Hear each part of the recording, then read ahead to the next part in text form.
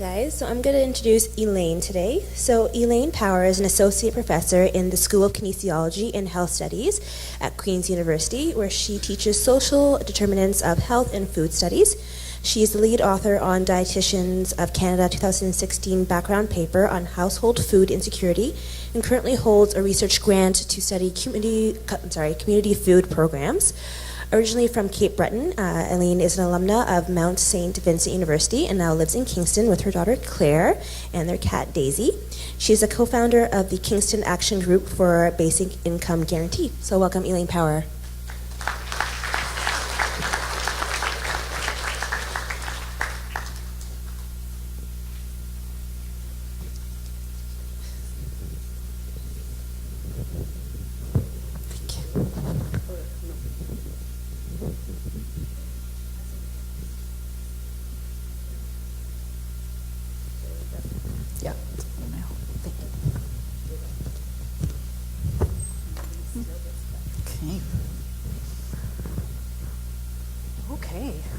Thank you everyone for coming and for staying. And special thanks to the organizers today and to Food Arc at Mount St. Vincent, which helped bring me here. I'm delighted to be back in Halifax. It's always a treat to be here. And I'm going to talk about one of the most important and severe effects of poverty, which is food insecurity. And food insecurity is really the inability to afford to buy the food that you need for an active and healthy life. So it's really inadequate or insecure access to food because of poverty. And I'm going to go through some of the really serious consequences of food insecurity for Canadians. And most of this talk is actually drawn from reports from the University of Toronto Proof Center, which is actually looking at policy options to solve food insecurity. And they do this series of reports. They collect data from the Canadian Community Health Survey that measures food insecurity in this country and put it into these nice reports. So most of what I'm going to say is actually derived from these reports, and I really encourage you, if you want to know more about this, to take a look at their reports. So unfortunately, we have kind of a situation where provinces can opt in and out on these the Canadian Community Health Survey. So sometimes all the provinces are reporting and sometimes only some. So you'll see that the dates sometimes, if I'm looking nationally, you have to go back to older data. Fortunately, at this point, Nova Scotia has still opted in on most of these surveys, but you'll see that there's missing data for many provinces. But in this country, we have about 12% of the population, about 1 in 8 households that are reporting food insecurity.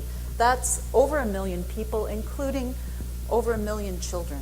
So we talk a lot about, how important our children are to us, but we have over 1 million kids in this country living in households where people don't have enough money to buy food. And that doesn't mean necessarily that the children are hungry, because often it's the moms who are really going hungry so that their kids can go to school and not be hungry. The highest rate is in the north, in Nunavut. The lowest rate in 2014 was in Saskatchewan, but still there you've got almost 11% of children. So if we look at, this is the 2016 data, you can see the highest levels of food insecurity in the north. And in southern Ontario, or southern Canada, we have high rates, particularly in the Maritimes. If we look back at the older data where that was national, we see that the provinces, the biggest provinces, of course, account for the most number of people that are food insecure. So Ontario, Quebec, British Columbia, and Alberta. But if we look particularly at social assistance, this won't surprise people in this room that the vast majority of people who are reliant on social assistance are food insecure, except you notice here, this is older data, but from Newfoundland and Labrador, we had less than half of the population on social assistance in Newfoundland and Labrador reporting food insecurity, because they actually implemented a poverty reduction strategy that took poverty reduction seriously. And we end up seeing that the results of that in these numbers in food insecurity. You see, this is 2012, and Nova Scotia at that time was about 70%. If we flip forward to 2014, you see in Nova Scotia that rate actually rose to over 80% of the people on income assistance in this province who don't have enough money for food. Probably this isn't a surprise to those of you who are here. And if you've seen the poster that Food Arc has out in the lobby, you'll understand why, because the social assistance rates are so low that hasn't kept up with expenses. So, unfortunately, Newfoundland and Labrador was missing from that year, but again, we have most people on social assistance in this country living in such dire poverty that they can't put food on the table. On the flip side of that, if we look at the overall the group of people who are food insecure, in fact, most of them are working. They have employment income. So we have over 60% of people who are, of households that are food insecure who are working, have wages. And this speaks to, of course, the low wages, the inability of minimum wage jobs to actually keep people even close to the poverty line. So we see repeatedly that this is a very sensitive and accurate indicator of poverty, and that as incomes rise, the incidence of food insecurity and the risk of food insecurity drops, and conversely, as household incomes decline, the risk of not having money for food goes up. So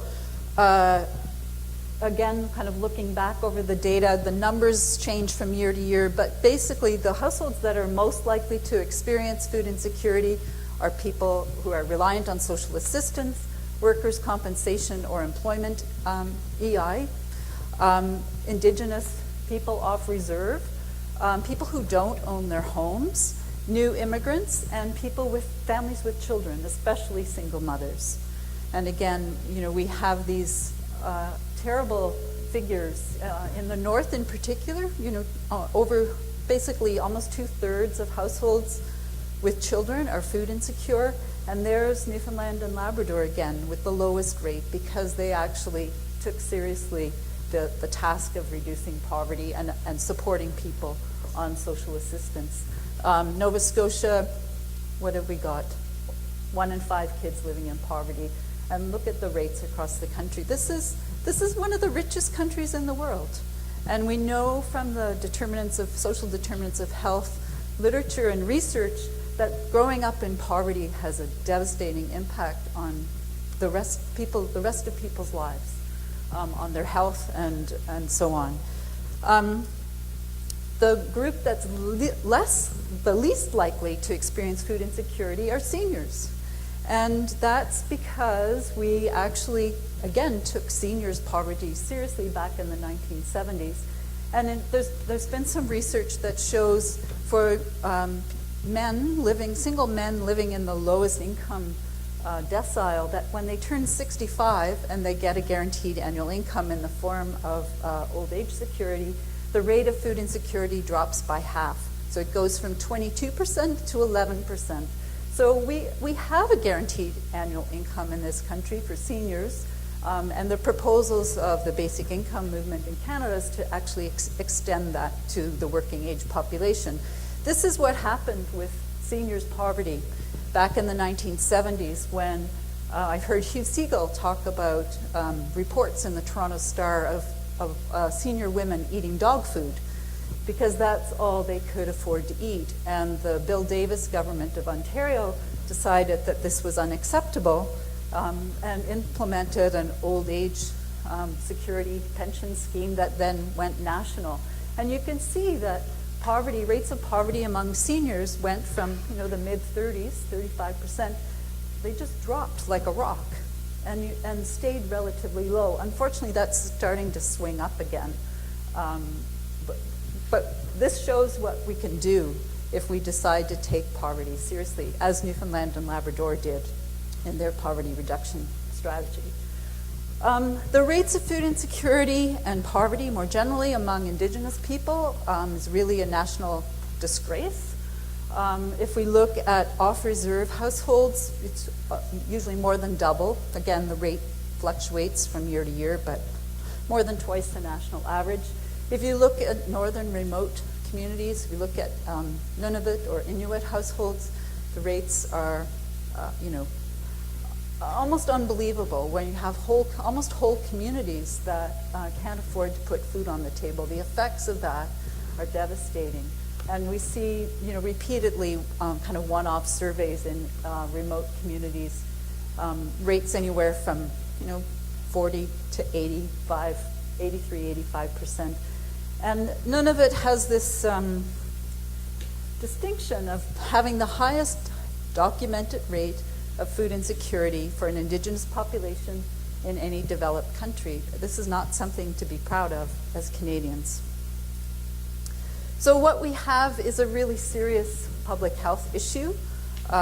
We have very high rates in the north and in the Maritimes. Nova Scotia consistently has one of the highest rates of food insecurity in the country. We have very high volumes of people in those 4 provinces. And we have really serious implications for health that I'm going to talk about now. So if we look at adults, we see it kind of makes sense that you're going to have poor nutrient intakes. But then food insecurity is also associated with a whole host of other health problems as well.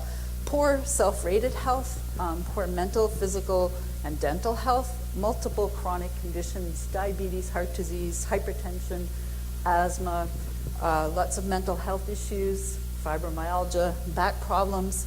If you look at children or if you look at pregnant mothers, we have impaired fetal growth, poor birth outcomes, birth defects, kids who have higher rates of asthma, iron deficiency anemia, developmental problems, lots of behavior problems.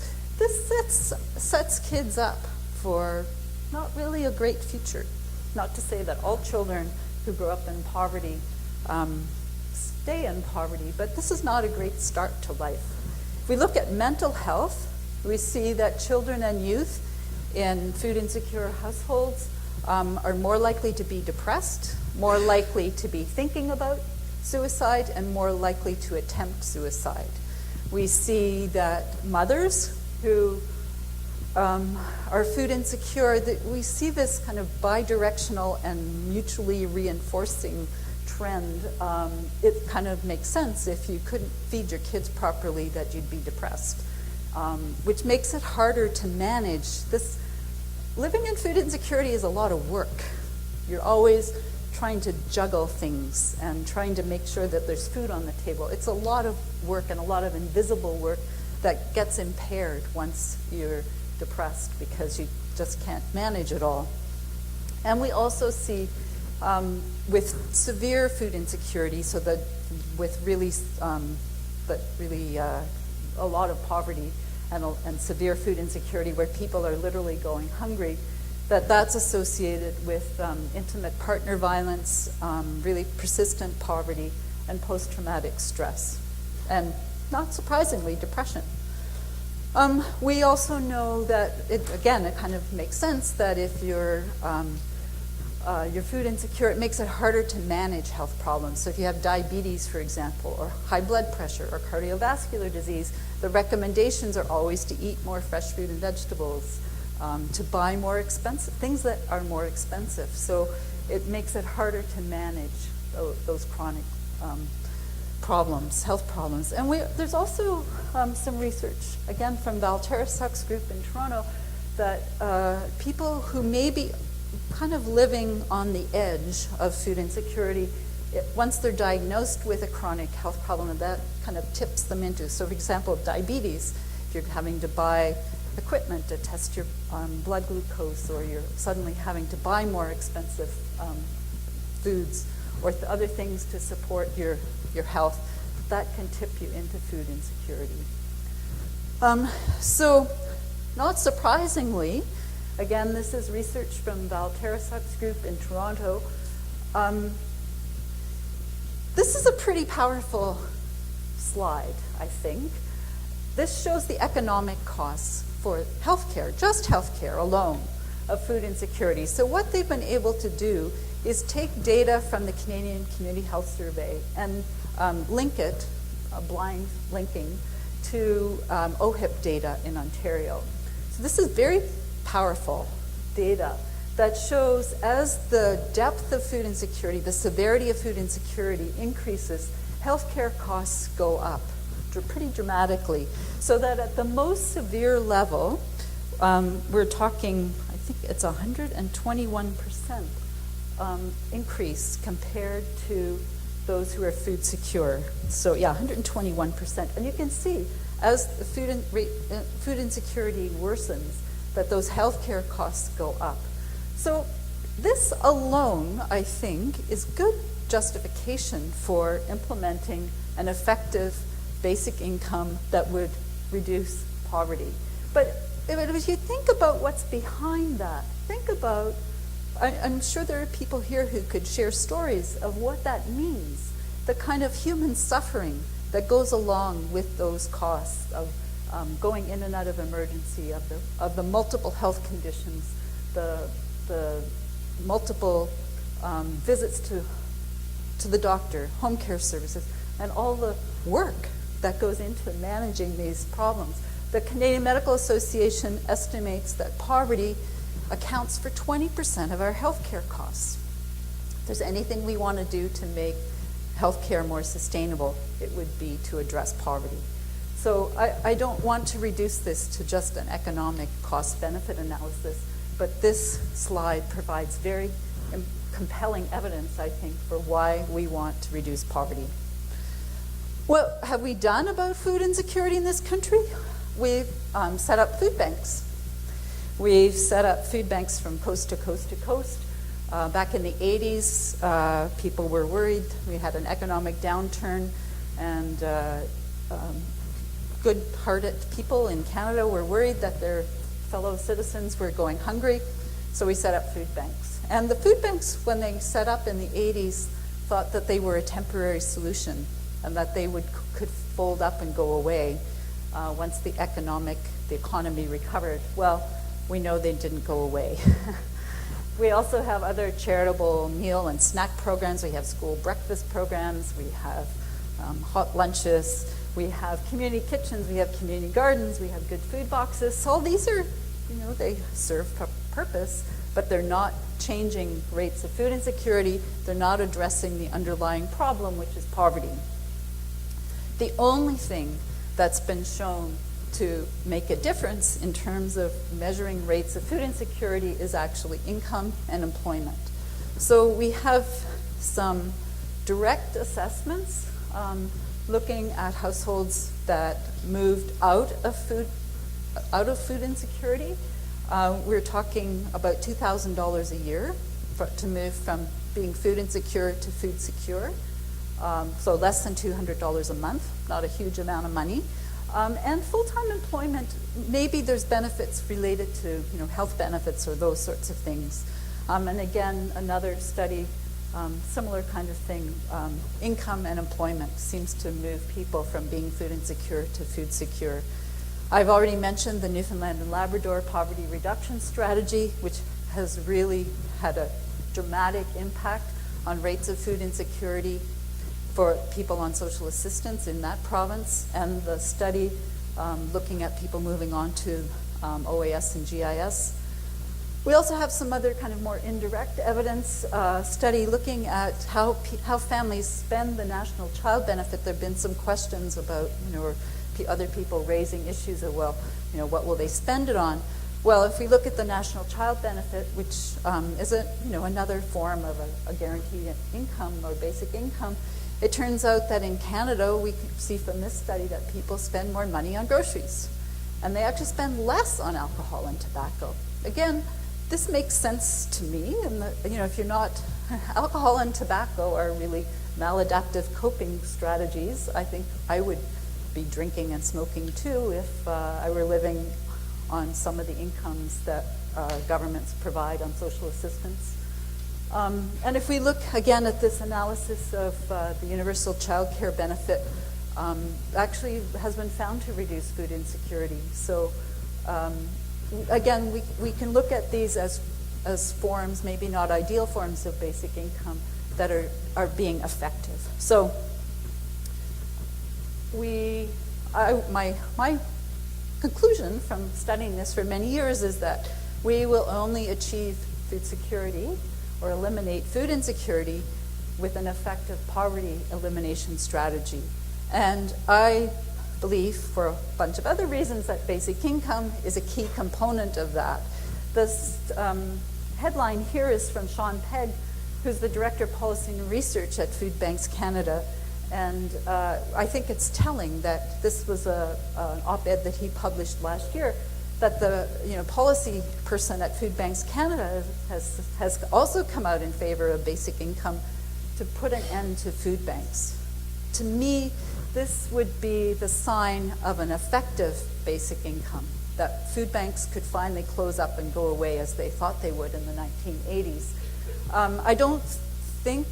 I think there is lots of reason to fear that we wouldn't get an effective basic income, that we could get a libertarian or an austerity model of basic income.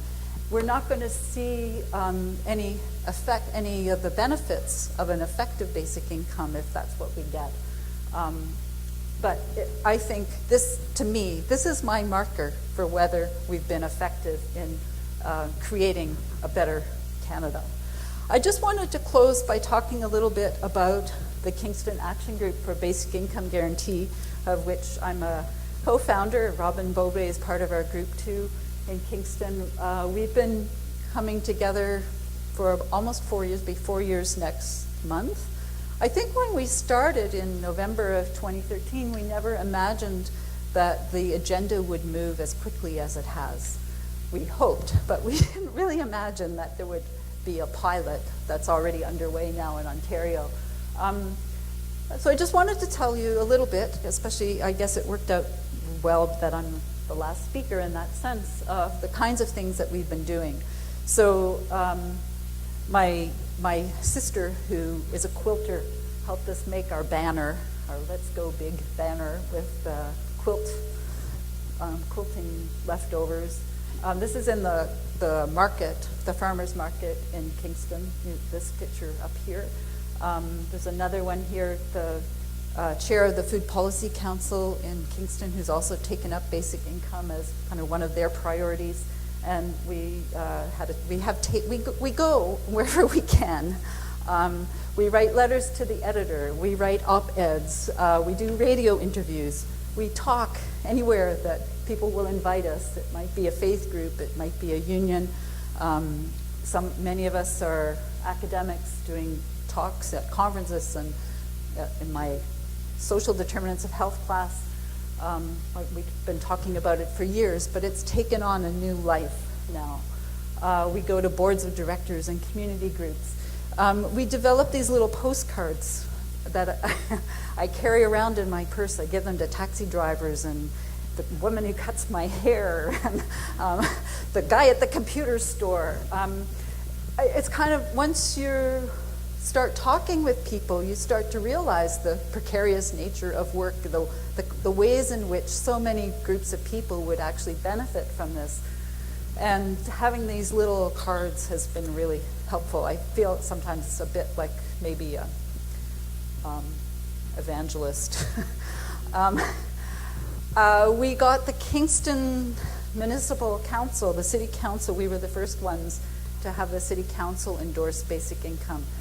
Our members of our group met with every councillor. The councillor that I met with was someone I didn't really know. He's a bit of he's an entrepreneurial guy, and we weren't really sure where he'd stand. And he spent over an hour with two of us at a Tim Hortons telling us how great basic income would be for Kingston. We got an unanimous endorsement by the City Council in Kingston, and then many other city councils, your mayor and many city councils have endorsed this idea. We've hosted public events with people like Danielle Martin, who's a physician at Women's College who supports it, Ryan Miley, who's a physician in Saskatchewan, We developed, in conjunction with the local cable company, a documentary that has aired numerous times. We've done some little YouTube videos. As I say, we proselytize with our little cards. We had one member recently went to Paris and met with some basic income folks in Paris, and then she went to the Lisbon conference, and Robin's traveling all over the place talking about it. So it's like at coffee shops or concerts or art galleries, wherever we go. This is actually just a short list of groups and organizations that have endorsed it. The public health community in Ontario has really gotten behind this in a big way. So the Ontario Public Health Association, the Association of Local Public Health Agencies, there's some medical officers of health in Ontario that have really gotten behind this, have really been pushing it with the Ministry of Health as a key way to improve health and to reduce healthcare costs. We had almost 200 Ontario physicians sign a letter to our Minister of Health endorsing the idea of basic income. The Canadian Medical Association has endorsed it. Actually, the Associate Medical Officer of Health in Kingston brought that motion to the CMA. Numerous kind of food organizations have endorsed it. So there's lots of momentum. And the health justifications, the health rationale for this is really, really strong. And it will only work if it's effective in addressing poverty. So I just want to close with this. I took this screenshot from the Basic Income Canada network, which shows, I think it's actually a little disappointing that how slow that green bar has moved. But this is one of the things with your proselytizing. If you just get people to sign that on that website, you just have to put your name there. You don't ever have to do anything else or ever hear from them again if you don't want to. But I think there's way more people than that who actually are supporting this and really building the movement and building it from the grassroots. We've already heard a few times today of the idea that we actually really do have to mobilize people. I don't think we're going to get a progressive basic or an effective basic income unless we mobilize people and push the politicians to actually do the right thing, which is to implement a basic income that would effectively eliminate poverty, reduce or eliminate food insecurity, and allow the food banks to close up and go away. Thank you.